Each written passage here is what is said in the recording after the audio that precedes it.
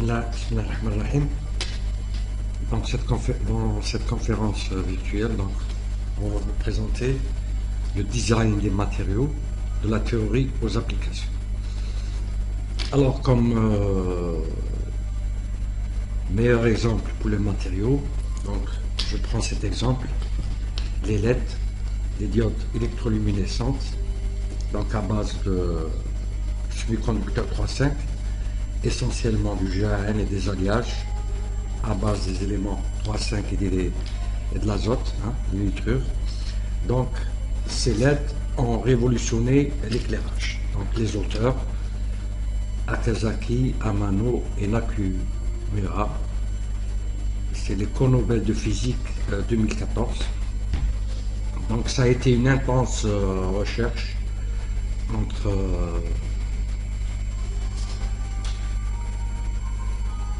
entre la théorie et l'expérimental pendant plus de 20 ans.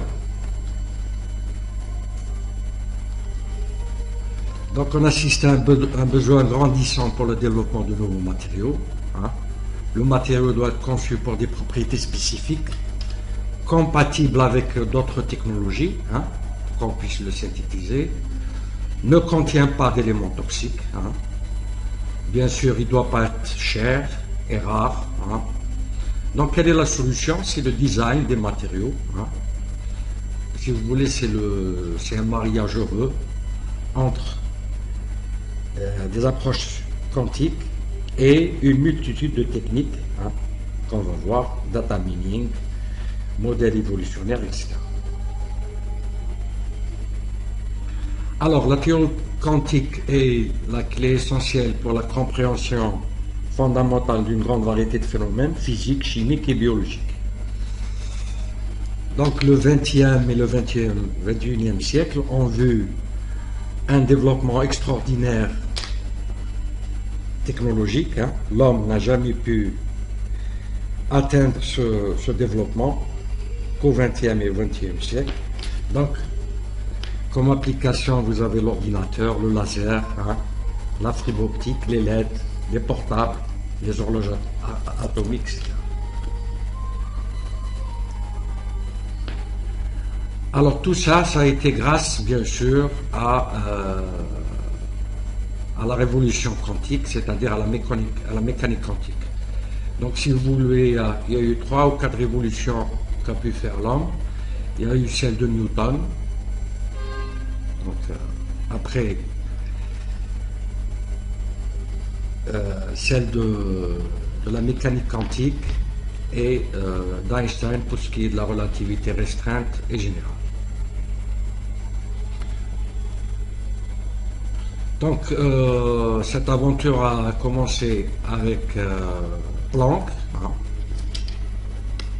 C'est Planck qui a initié la mécanique quantique en s'attaquant au problème du corps noir. Alors la mécanique quantique s'est développée dans les années 1920-1930. Les principaux acteurs ont été Heisenberg, Schrödinger, Dirac, etc.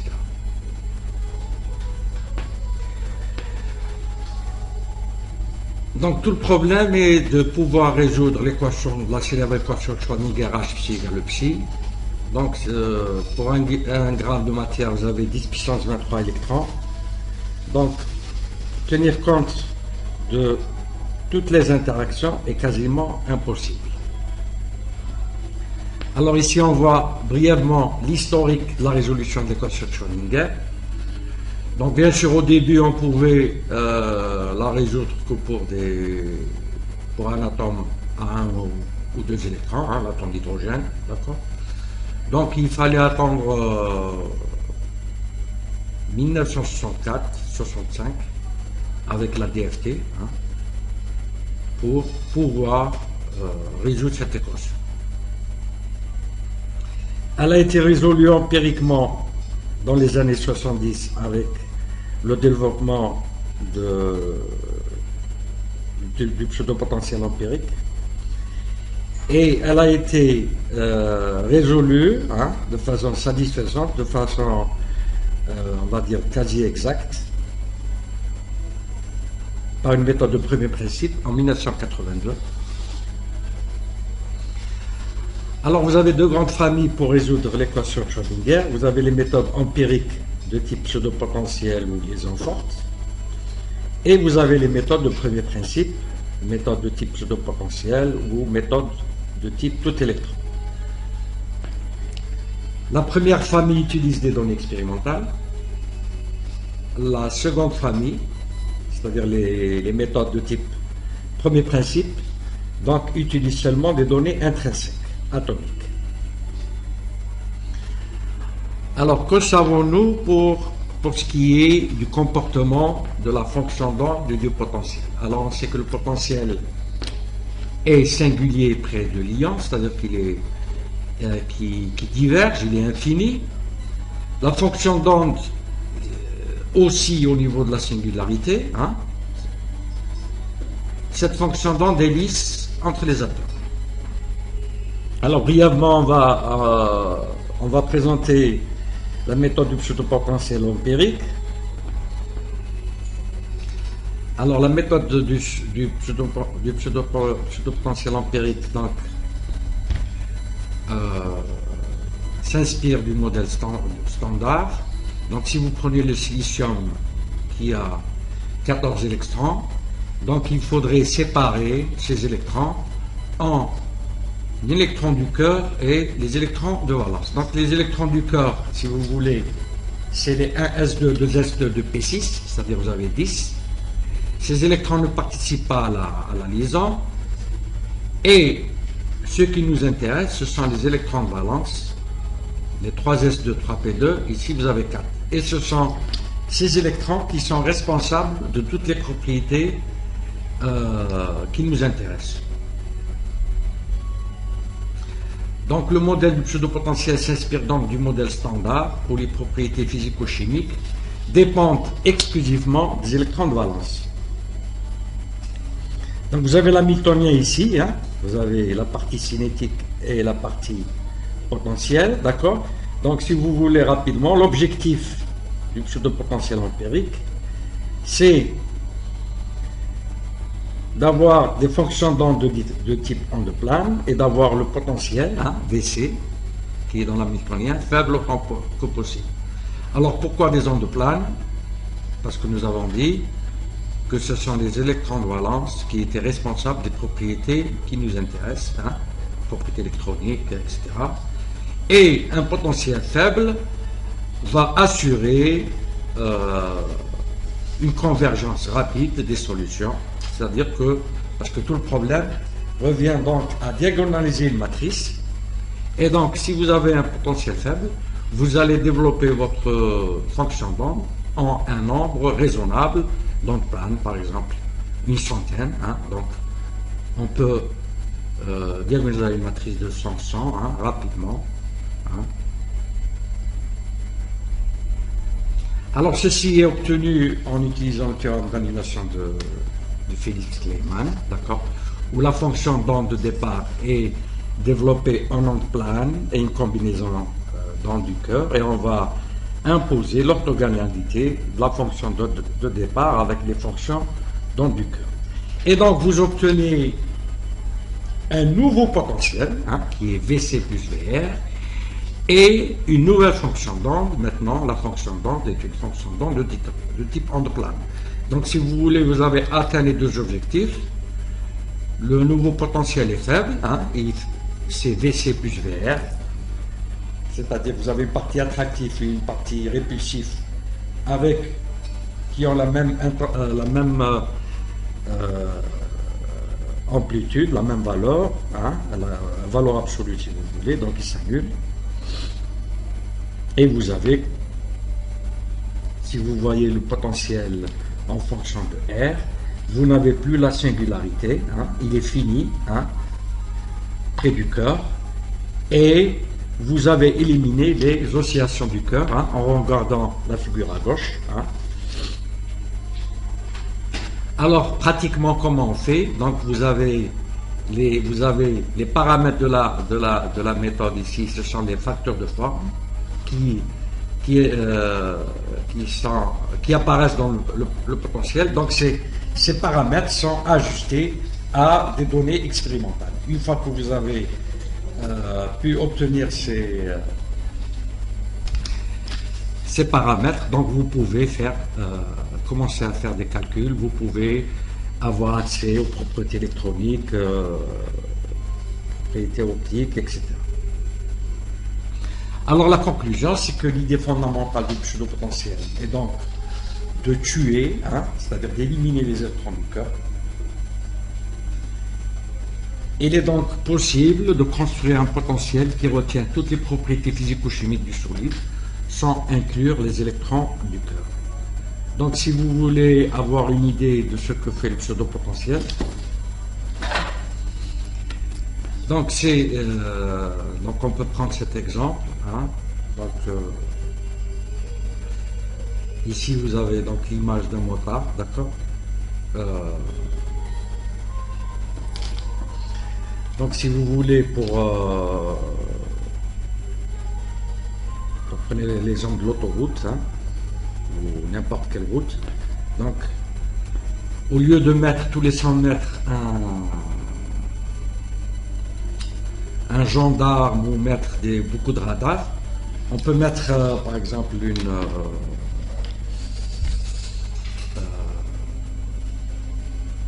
comment on va dire, comme une poupée, je ne sais pas comment on appelle ça, un truc qui ressemble à un motard, d'accord. Donc vous avez le conducteur, quand il voit ça, il va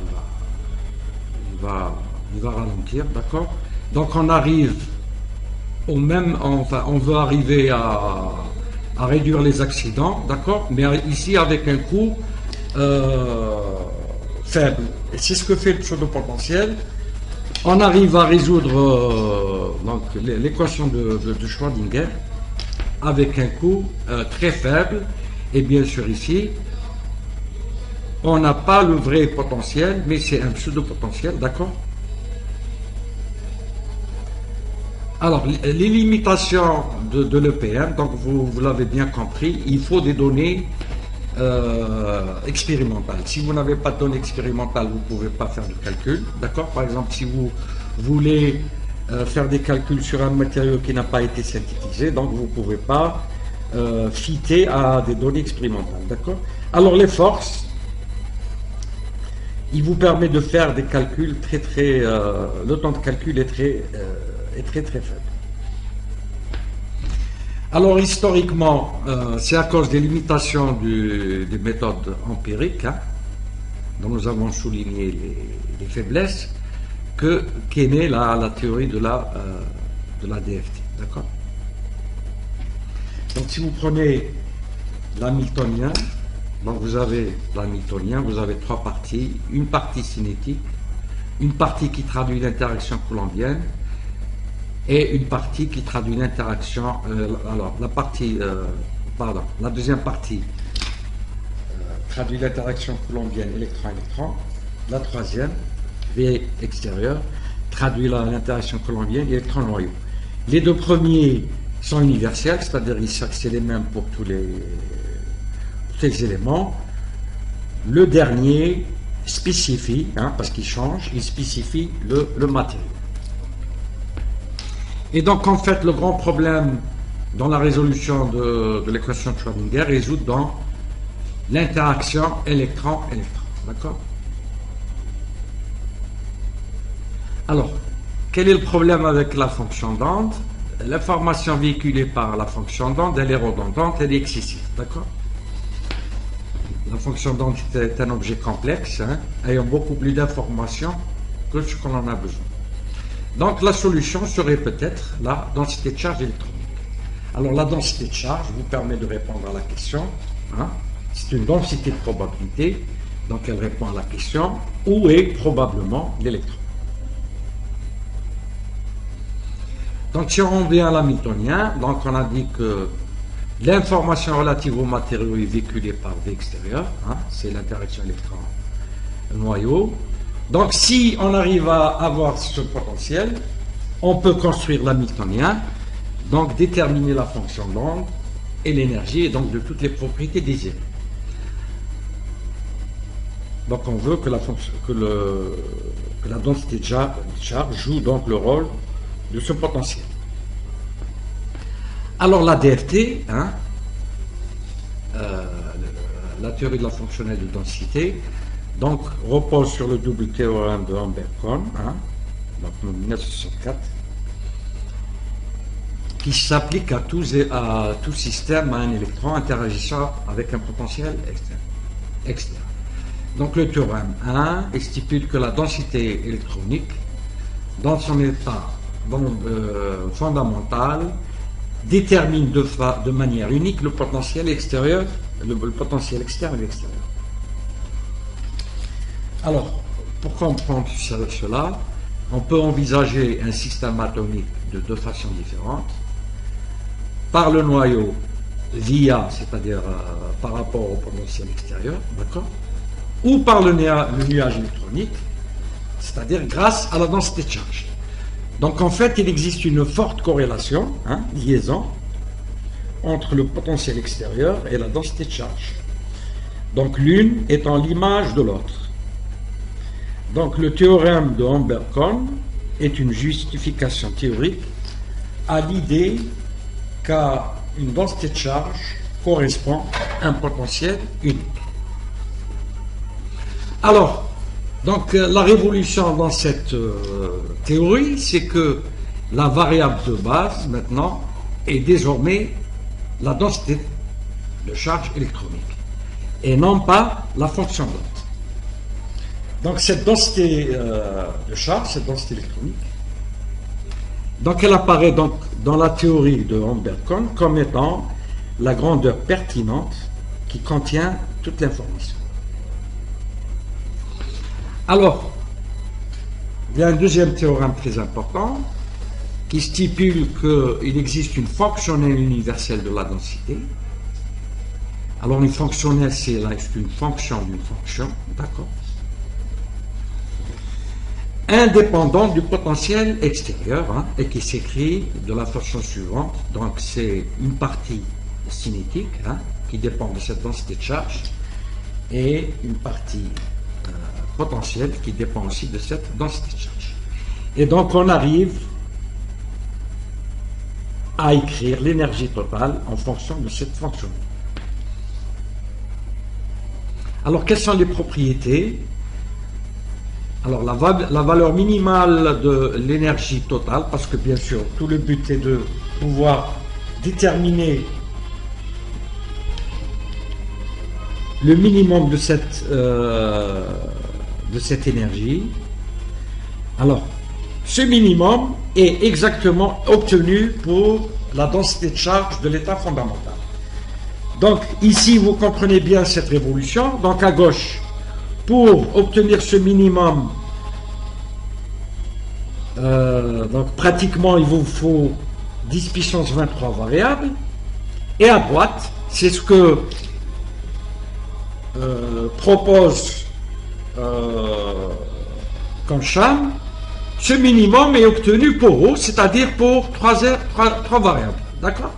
Donc regardez, hein, regardez le bond extraordinaire. On passe de théoriquement 10 puissance 23 variables à 3 variables. Donc, maintenant vous avez bien compris que le problème fondamental, hein, c'est de déterminer cette fonction. Donc l'idée géniale de Kohn-Sham, donc c'était une année après, hein, 1965, c'est de considérer un système fictif d'un électron indépendant, c'est-à-dire dépourvu d'interaction, hein, VE égale 0, dont la densité électronique est la même que celle du vrai système d'électrons. C'est-à-dire ici, on va imposer que un système fictif et un système réel génèrent la même densité de charge électronique. Et on arrive à écrire cette fonctionnelle comme une somme de 3 termes. Alors, une partie cinétique connue, qu'on peut calculer exactement, TS rho, EH rho, hein, l'énergie de Hartree, hein, Donc vous avez l'expression, à la deuxième expression, en fonction de la densité de charge, hein, et une partie, hein, EXC, d'accord, où sont mis tous les termes inconnus, hein, d'origine quantique.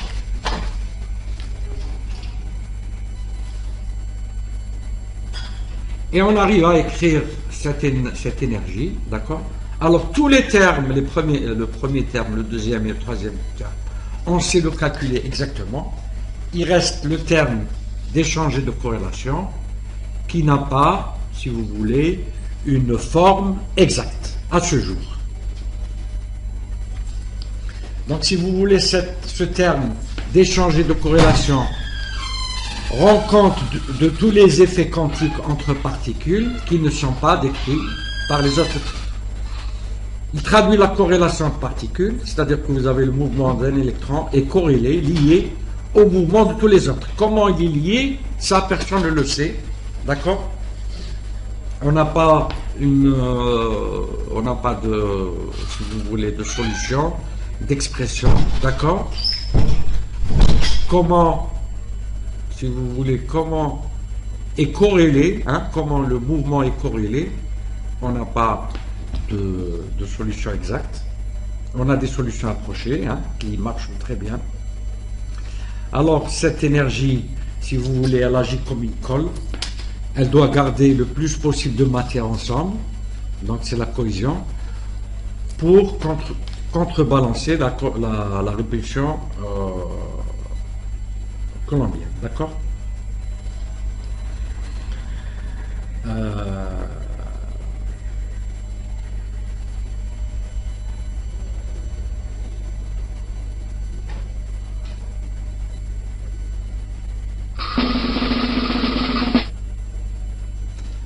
Alors rapidement, on va parler des codes calcul. Donc vous avez plusieurs codes. Donc vous avez, bien sûr, ici on parle des codes de type premier principe, hein, à base de DFT. Vous avez la méthode du pseudo-potentiel, hein, l'expresso, la biénite, le VASP, d'accord. Vous avez les méthodes tout électron. Alors les premières méthodes, hein, on avait expliqué ce qui se passait pour le pseudo-potentiel empirique. Donc si vous voulez, on tient compte que des électrons de valence. Maintenant, pour les méthodes tout électron, par exemple la méthode LAPW, là on tient compte des électrons de valence et des électrons du cœur. Alors, maintenant on va parler du design des matériaux. Donc si vous voulez, il y a plusieurs projets mondiaux qui traquent donc des matériaux hypothétiques, hein, pour des potentialités technologiques intéressantes, d'accord. Par exemple, on cherche des matériaux plus durs que le diamant, des matériaux ferromagnétiques pour la spintronique, tout ce qui est batterie, hein, à base de lithium, hein, les batteries, hein, par exemple, pour les portables, etc. Bien sûr, des matériaux pour l'optoélectronique, pour le solaire, les matériaux thermoélectriques. Donc ici, un peu, voilà les axes, hein, qui sont poursuivis actuellement. Alors, rapidement, comment se passe cette procédure du design? Donc, il faut prédire tout d'abord la structure cristalline du matériau, vérifier sa stabilité, hein. Ici, on parle de vérification théorique. Donc, on détermine les propriétés désirées, hein, et après, bien sûr, si nous avons trouvé que notre matériau est stable, d'accord, et que nous avons des propriétés intéressantes, donc on peut penser à la synthèse, d'accord. Alors maintenant, quelles sont les méthodes qu'on va coupler? Donc ici on parle de deux choses. La DFT pour faire des calculs, et il y a une méthode qu'on va greffer à la DFT. Donc on va parler des méthodes qu'on va greffer à la DFT. Donc du plus complexe au plus simple, vous avez la méthode évolutionnaire, qu'on peut dire qui est révolutionnaire, d'accord. Elle date des années 2010. Vous avez les méthodes de type data mining qui datent des années 2000. Les méthodes de type super data, bon, c'est des méthodes actuelles, hein. Et les méthodes de type phénoménologique, donc c'est les premiers, hein, c'est les plus simples, qui datent des années 70. Alors, quel est le grand problème pour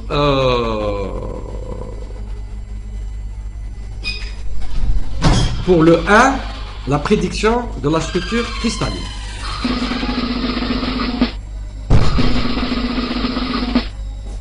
Donc c'est la détermination de la structure cristalline d'un composé à partir de l'unique connaissance de sa composition chimique est un défi majeur en sciences des matériaux. D'accord? C'est-à-dire, vous prenez le tableau de Mendeleïev, par exemple, vous prenez l'hydrogène et le carbone, et vous dites, si je combine ces deux éléments, quelle structure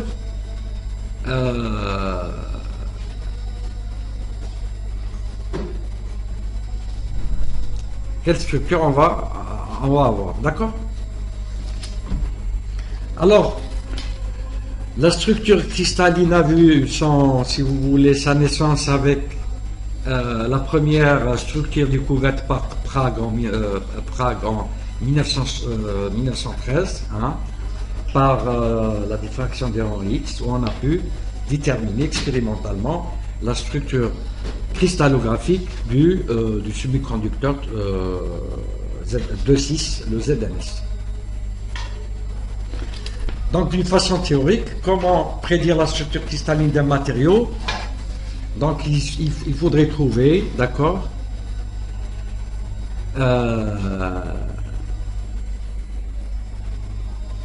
l'énergie la plus stable, d'accord? Donc, cette énergie la plus stable doit correspondre à la structure la plus stable. Donc, le job est donc de trouver cette énergie, d'accord? Alors, ici, vous avez le premier calcul qui a été fait, c'est pour le silicium. Donc, il a été fait par une méthode de type DFT, pseudo-potentiel, d'accord? Vous avez le silicium qui cristallise dans la structure diamant. Donc, ici, vous avez plusieurs structures, d'accord?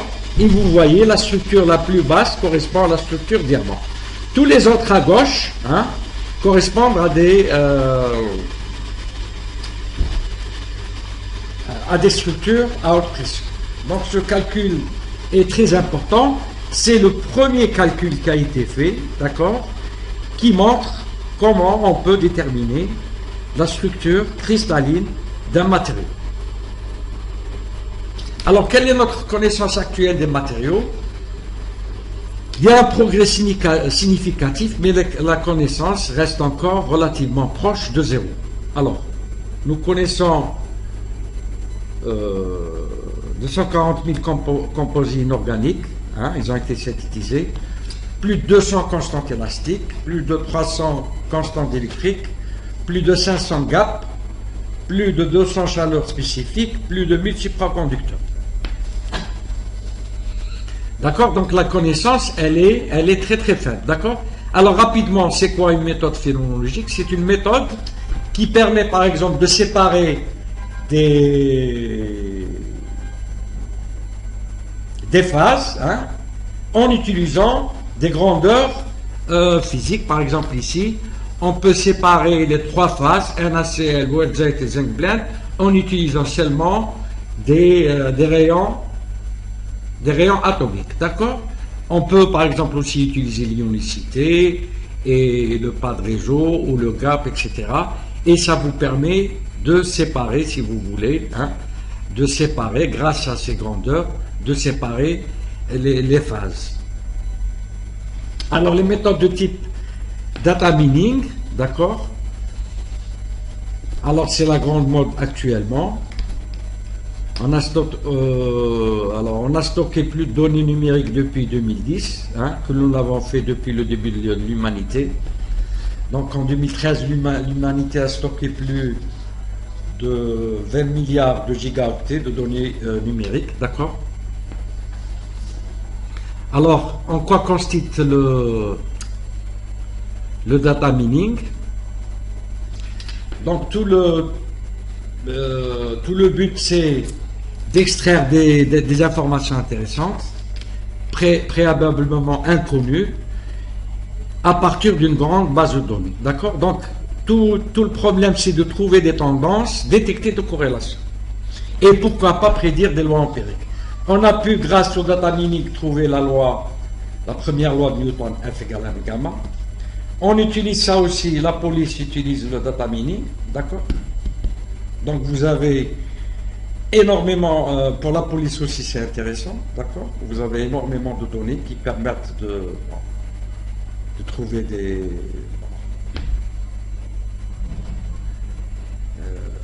gens recherchés, d'accord?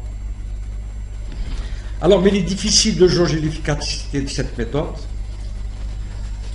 toujours par rapport au problème quantité. Alors, le criblage à haut débit, c'est aussi à la mode.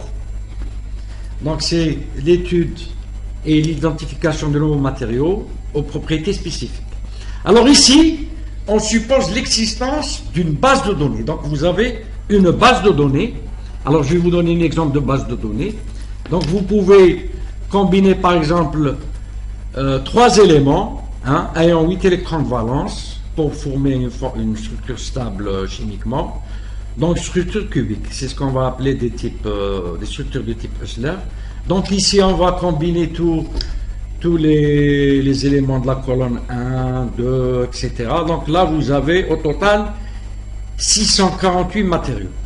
Donc, c'est un travail qui a été fait par Grün en 2010. Vous avez 648 matériaux avec leur pas de réseau. Mais si vous voulez, cette base de données ne vous donne pas si ces matériaux sont stables. Vous avez seulement les pas de réseau de ces matériaux. Vous avez l'inorganique Crystal Database,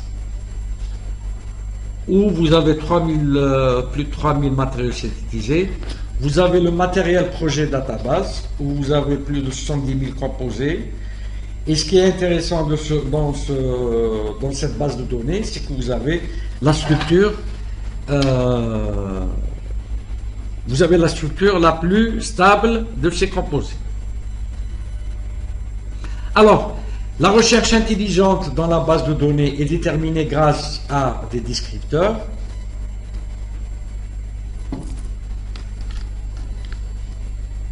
Donc, ces quantités, vous avez des quantités empiriques qui sont liées, par exemple les paramètres microscopiques calculés, par exemple la structure de bande, la densité d'état, etc., sont liés aux paramètres macroscopiques du matériau, la température, la mobilité, etc. Alors, dit autrement, le descripteur, si vous voulez, c'est le langage avec lequel le chercheur communique avec la base de données. Par exemple, si on prend le problème de la stabilité structurale, la propriété qui nous intéresse, ça va être l'enthalpie de formation, et le descripteur, ça va être l'enthalpie.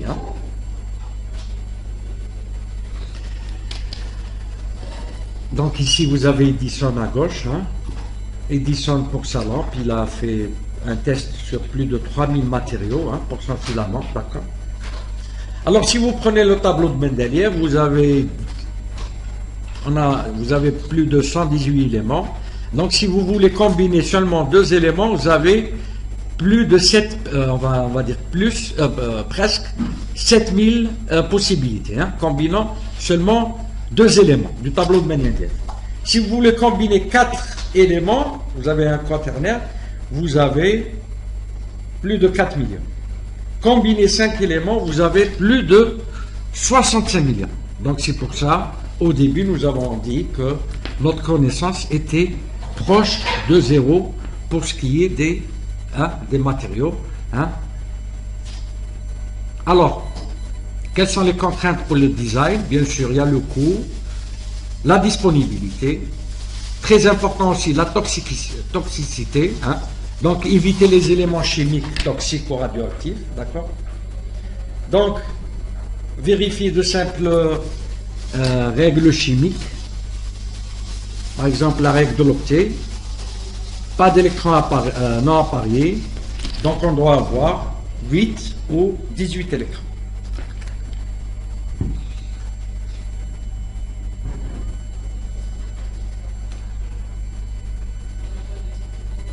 Maintenant, on va voir ce qui se fait de mieux actuellement. C'est la méthode, on a la méthode révolutionnaire. Hein. C'est une méthode révolutionnaire de type évolutionnaire, d'accord. Donc, elle s'inspire un peu des concepts de Darwin, de l'évolution, d'accord.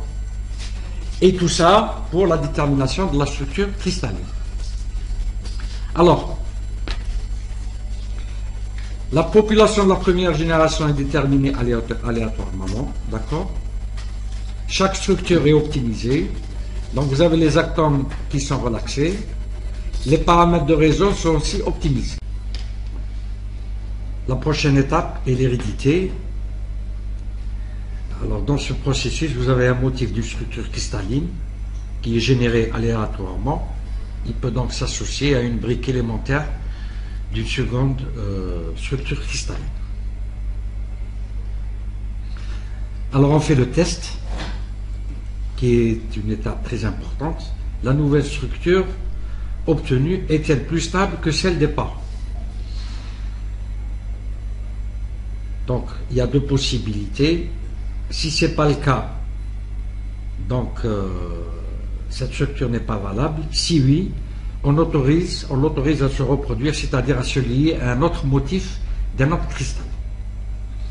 Maintenant, le processus de mutation, la structure peut muter, c'est-à-dire changer. Alors, ça consiste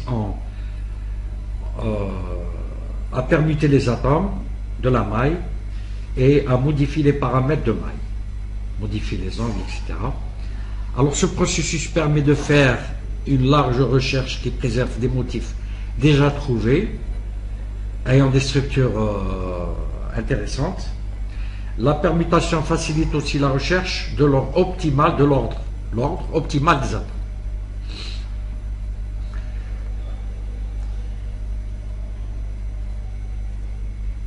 Donc le test final consiste à voir si l'énergie fondamentale obtenue ne change pas après plusieurs générations. Alors pour une maille à 10 atomes, si on veut faire un calcul classique, il faut 10 puissance 21 structures. Avec cette technique, on atteint le minimum global, c'est-à-dire on obtient la structure qui a l'énergie minimale pour environ 1000 à 3000 structures. Et donc on a une convergence qui est assez rapide. Alors, comme exemple de la méthode évolutionnaire, donc on peut se poser la question, par exemple, si on prend le gallium, on veut former un matériau à 2 atomes avec le gallium. Donc vous avez, si vous voulez, avec tous les éléments du tableau de Mendeleïev, vous avez 6 possibilités, hein, avec le SC, le RU, le CO, le LI, hein, d'accord. Alors, un autre exemple, donc vous savez que les éléments de la dernière colonne, hein, les éléments des gaz rares, hein, vous avez le KR, le XE, le AR, etc., ne peuvent pas s'associer avec d'autres éléments. Hein. Ils ne peuvent pas former des liaisons, d'accord. Ça, c'est ce que dit la chimie élémentaire. Or, des études récentes ont montré que l'hélium peut s'associer avec le Na à très grande pression, hein, 113 gigapascal, et l'XE peut s'associer avec l'oxygène, d'accord, et aussi à de fortes pressions. Donc ici, on voit que l'intuition chimique, elle est violée, d'accord. Donc ces éléments, les éléments des gaz rares, peuvent former des éléments stables sous haute pression. Et ceci est trouvé grâce à une méthode, grâce à la méthode de type évolutionnaire. Donc, qui montre ces liaisons inhabituelles. On a fait un calcul sur le CDO, d'accord. Donc ici nous avons un calcul classique, d'accord. Donc le CDO il cristallise dans la structure NaCl, hein, rock salt, d'accord. Vous avez la structure zinc blend à droite et la structure SCCl à gauche, c'est-à-dire que il peut le CDO peut changer de phase à haute pression. Alors en 2005, on a pu élaborer le CDO qui a une structure tétragonale, d'accord. Alors on a calculé grâce à la méthode évolutionnaire le diagramme de phase. Ici vous avez l'enthalpie de formation, donc on voit bien ici que cette structure, cette nouvelle structure qui n'est pas qu'on ne peut pas trouver par un calcul classique, d'accord, c'est une structure qui est stable. La structure rock salt, elle est aussi stable, et les deux autres structures, la structure white zinc et zinc blend, ne sont pas sur la ligne qui connecte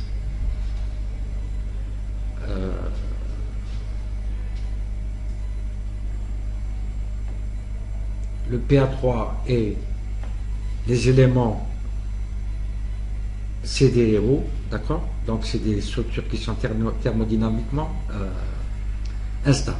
Donc ici nous avons découvert une nouvelle structure, d'accord, qui est stable. Donc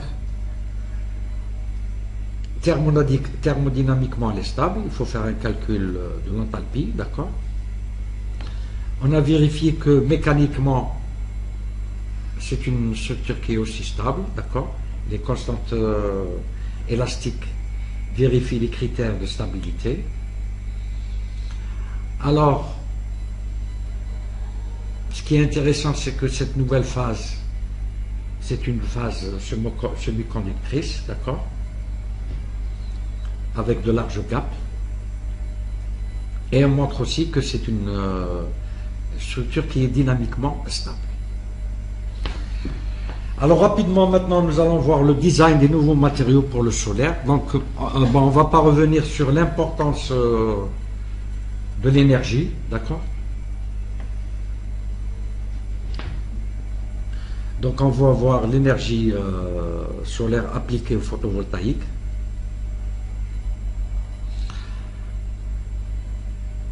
Donc on sait bien que l'énergie libérée par le soleil pendant une heure, c'est une énergie colossale. Elle suffirait aux besoins énergétiques mondiaux pour une année. Donc comment exploiter cette énergie? Donc c'est le solaire, hein. Et bien sûr cette énergie va être convertie, hein, grâce aux semi-conducteurs. Alors vous devez savoir que les cellules solaires actuelles sont à base de silicium. Le problème, c'est qu'ils ont un rendement très très faible, d'accord. Ils ne dépassent pas 10 à 15%.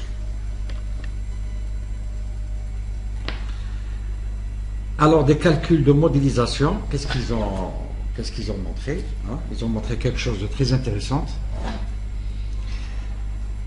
Donc si on peut former un tandem avec un alliage de type GaN-P, hein, qui a un gap de 1,8 électronvolts, avec du GaS qui a un gap de 1,4, avec du germanium qui a un gap de 0,07 électronvolts, avec un matériau inconnu de gap 1 électronvolt et un pas proche du GaS, c'est-à-dire qu'il doit être accordé au GaS.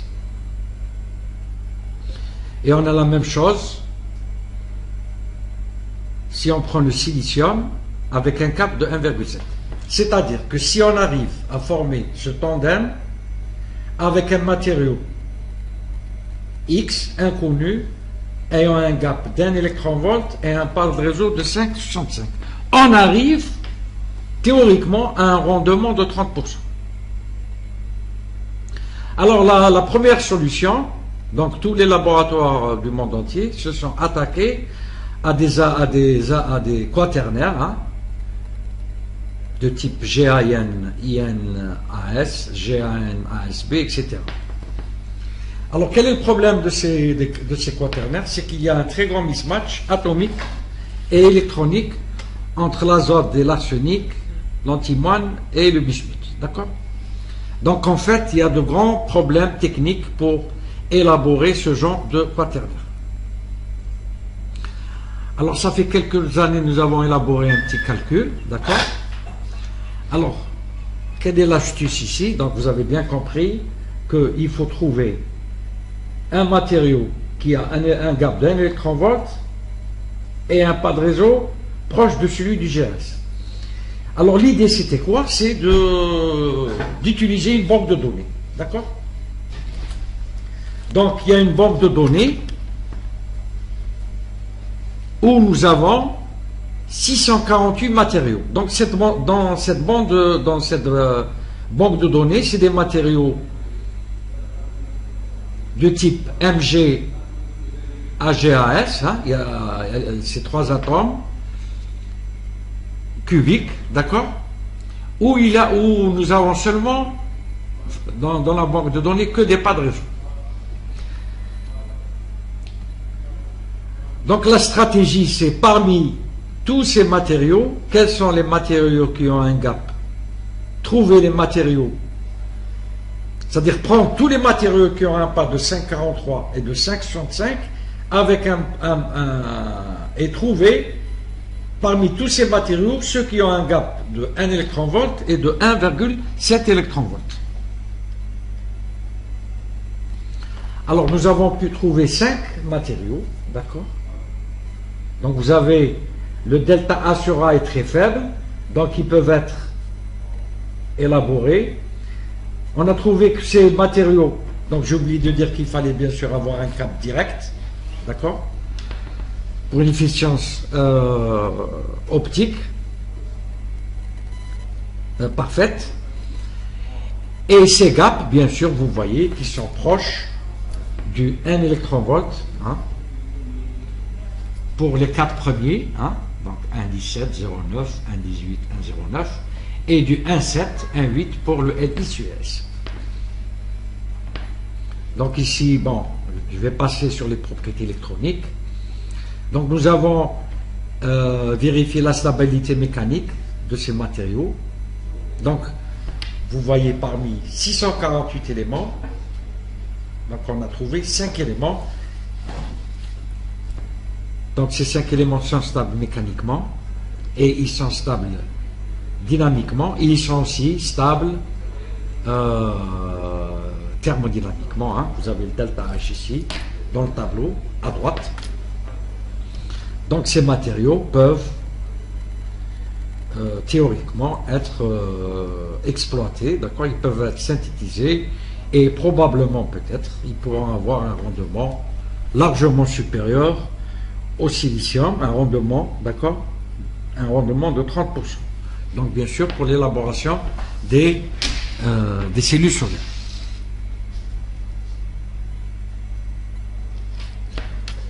Alors,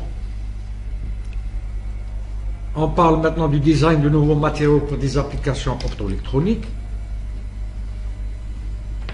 Donc ici, on parle des composés phares, hein, les composés 3,5, les nitrures, et de leur alliage.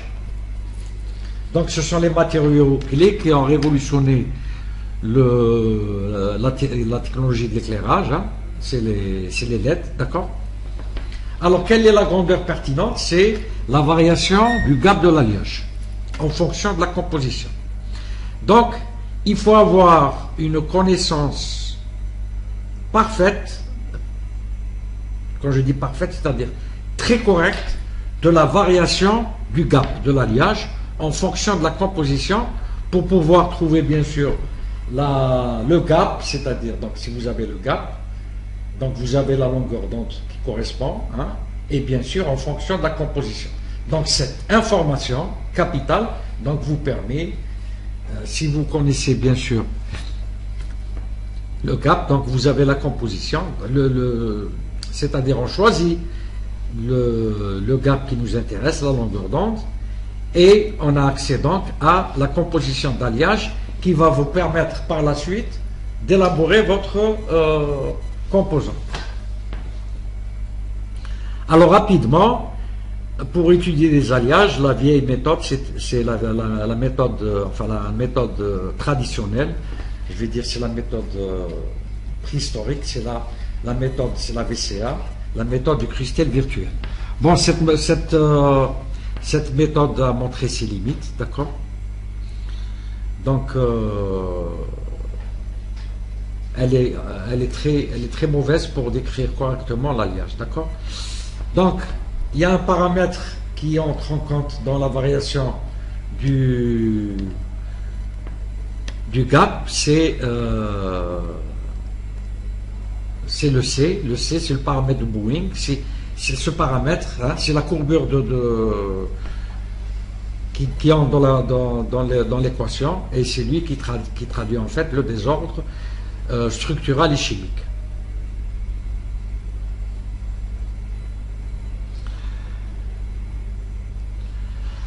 Alors, nous avons étudié aussi les trois alliages, ALGN, GABN et BALAN, par la méthode évolutionnaire. Donc, il fallait trouver les structures pour les structures stables pour différentes compositions. Et on a pu, bien sûr, donc le but, hein, c'est d'avoir une connaissance de la variation du gap en fonction de la composition. Donc à gauche vous avez la LGAN et à droite le BGAN, d'accord? Donc le BGAN, vous voyez, qui vous permet d'avoir une grande fenêtre de gap, d'accord?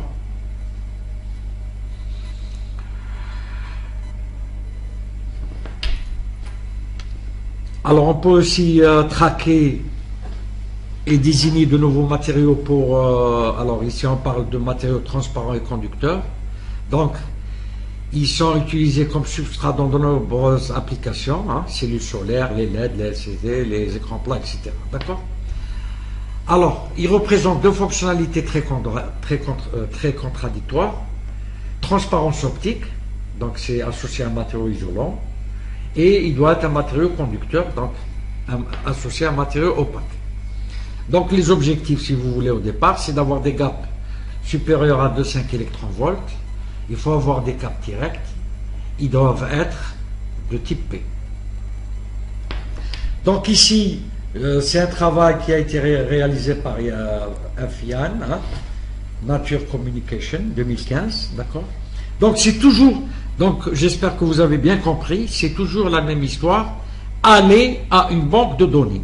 Donc ici, ils ont utilisé une banque de données, d'accord, où vous avez des matériaux ABX, donc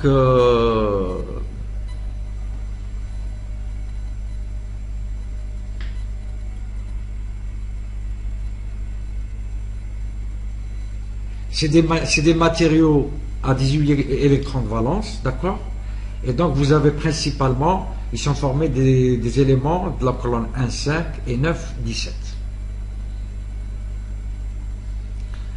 Alors pour 483 possibilités, seules 83 sont synthétisées et 400 sont inconnues, non synthétisées.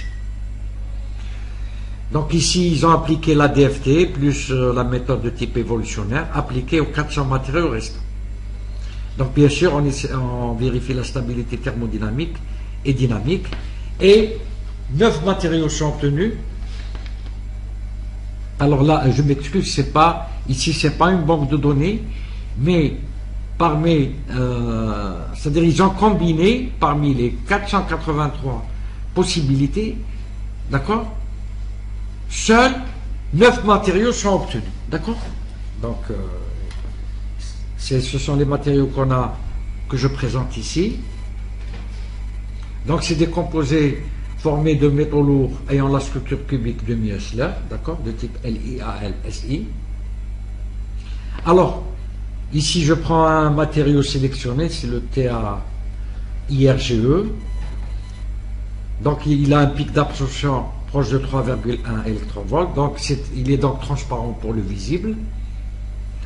Coefficient d'absorption inférieur à 10 puissance moins 5 cm moins 1. Donc il montre un fort comportement de type P, d'accord. Alors on a vérifié expérimentalement que sa structure cristalline est en accord avec le calcul. Alors on a fait des travaux expérimentaux sur ce matériau. Donc on a un facteur de transmission proche de 93%, d'accord. Donc on voit bien qu'il est transparent pour le visible, d'accord. Alors on a fait aussi des calculs expérimentaux pour les propriétés de transport qui sont très importants, d'accord. Et on voit bien que ce matériau, d'accord, donc a toutes les chances d'être un matériau phare pour ce genre d'application.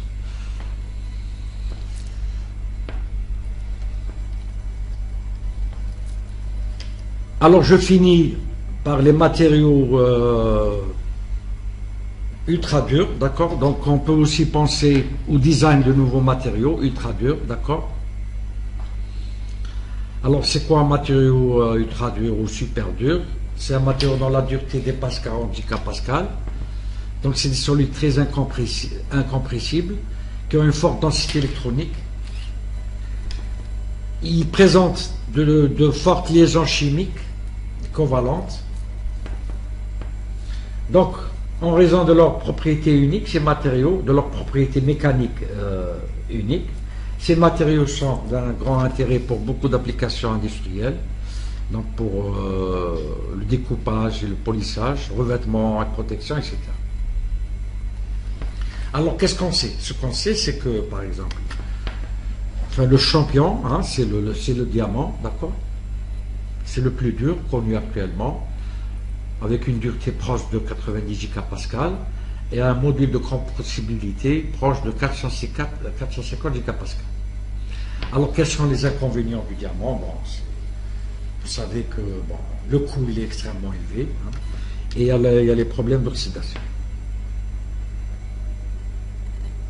Alors, les matériaux ultra durs donc, ne peuvent souvent être synthétisés que dans des conditions extrêmes, hein, de haute pression et de haute température. Alors, maintenant, bien sûr, on s'intéresse au calcul, à la prédiction. Alors, au départ, il faut avoir une stratégie physique, c'est-à-dire il faut avoir une stratégie intuitive. Alors, comment intuitivement on peut obtenir ces matériaux?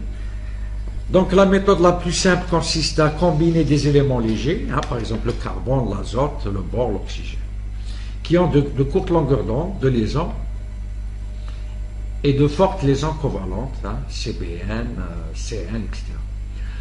La deuxième technique consiste à combiner des éléments légers avec les transitions, avec les métaux de transition, hein, RE, LIR, OS, etc. Par exemple, les matériaux de type REN, OSN, etc. Alors, il faut identifier les grandeurs pertinentes, les constantes élastiques, le module de compressibilité, le module de cisaillement, le module de Young, coefficient de Poisson, calculer la dureté, d'accord? Alors, on a fait un calcul sur un matériau où il y a 3 atomes, hein. Donc ici on a choisi la première méthode, c'est-à-dire de combiner 3 éléments légers qui sont le beryllium, le carbone et l'azote, d'accord? Donc on a vu que ces 3 éléments peuvent former ce matériau, hein, enfin peuvent former 2 matériaux, un matériau qui a une structure orthorhombique et un autre qui a une structure tétragonale, d'accord? Alors, Ces matériaux sont thermodynamiquement stables. Donc, rapidement, si on voit leur grandeur mécanique, d'accord? Donc, ils ont des grandeurs mécaniques intéressantes, hein, de forts modules de compression, d'importants constantes élastiques. Et ce qui est important, donc la dernière colonne à droite, c'est le coefficient de dureté, d'accord? Donc vous voyez. Donc bien sûr, on ne s'approche pas du diamant, mais quand même, c'est des matériaux qui présentent une dureté très très importante, hein. Le BCN2 orthorhombique, il a une dureté de l'ordre proche de 50 gigapascales. Alors, ils ont aussi des propriétés semi-conductrices intéressantes. Ils sont semi-conducteurs. Bon, à large gap. Donc, je passe sur les propriétés électroniques. Alors, on a vérifié bien sûr leur stabilité dynamique. Et bien sûr, ils sont aussi stables élastiquement. D'accord? Bon.